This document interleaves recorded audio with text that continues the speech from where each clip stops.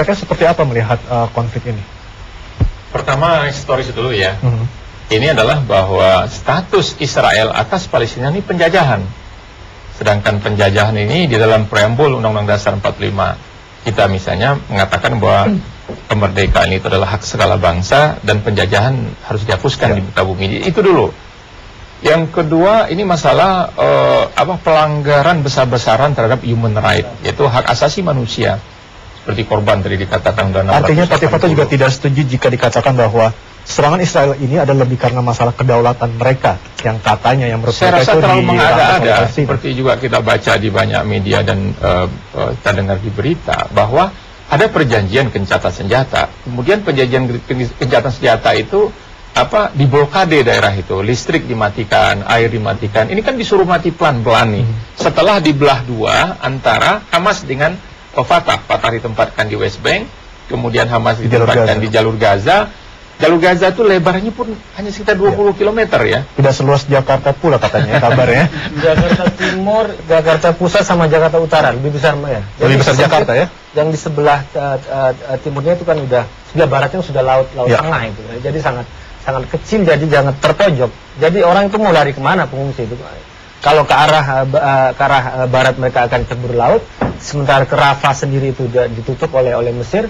Kemana-mana juga adalah blokade serdadu Israel. Jadi alasan itu nggak tepat kalau menurut saya, bahwa ini dalam rangka membela diri. Dia gencatan senjata, tapi orang diblokade sedemikian rupa, tidak dikasih napas, listrik dimatikan begitu.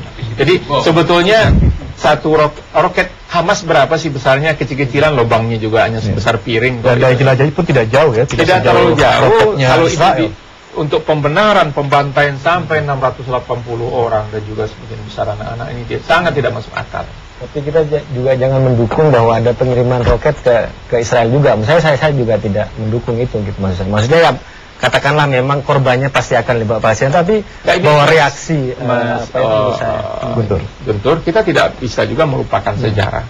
Hamas ini tadinya kan underground, ditarik, dipaksa untuk maju ke roda demokrasi. Dia menang 70%, menang 70%, Fatah 30%, diboikot sedemikian rupa oleh Israel, dan kalau saya tidak salah juga sejarahnya adalah ketika itu Israel juga sempat memanfaatkan Hamas untuk agar mereka bisa mengkerdilkan Fatah. Kalau saya tidak salah seperti Yasser Arafat. Ya sebetulnya Hamas ini melanjutkan perjuangan Yasser Arafat. Itu perjuangan bersenjata yang berbeda ya. Ya setelah perundingan dulunya kan bersenjata Fatah ini gagal terus, ditipu terus oleh Israel. Kemudian Hamas sekarang kehabisan ini kan, mereka naik ke demokrasi malah dimusuhi terus-menerus. Kalau menurut saya memang harus ada perlawanan. Roket yang dilontarkan oleh Hamas itu adalah untuk menarik perhatian dunia bahwa ada 1,5 juta penduduk Gaza yang akan dibiarkan mati pelan-pelan gitu. Mesir pun kurang bersahabat kalau saya lihat di sini. Maksud ada pandangan tersendiri? Iya, saya kira jelas memang bahwa serangan Israel terhadap Palestina, persisnya ke Gaza itu sebuah kejahatan kemanusiaan. Karena itu sikap kita sebenarnya adalah cukup clear.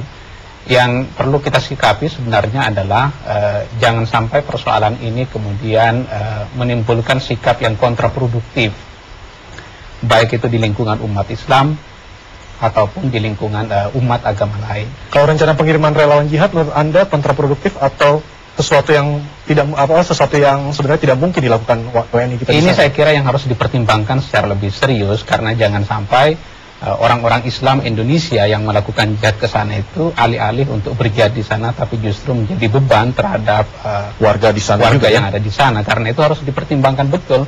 Mereka misalnya kan orang yang mau berperang ke medan yang begitu asing memerlukan keterampilan yang sangat teknis, mulai dari persoalan bahasa misalnya sampai penguasaan terhadap peta di daerah itu. Jangan sampai bisa masuk tapi tidak bisa keluar. Ini tentu saja sangat merugikan. Karena itu harus dipertimbangkan. Oleh karena itu saya bersetuju dengan banyak sekali orang yang berpandangan bahwa pengiriman relawan jihad ke sana itu tidak diperlukan, tapi yang dibutuhkan oleh warga Gaza sekarang adalah bantuan kemanusiaan dalam bentuk obat-obatan dan kebutuhan-kebutuhan yang lain. Itu prinsip pokoknya. Baik ya. Oke, kalau Mas Farid dari HT, apakah Anda setuju tidak perlu relawan kita untuk berjihad di sana? Saya kira pengiriman relawan jihad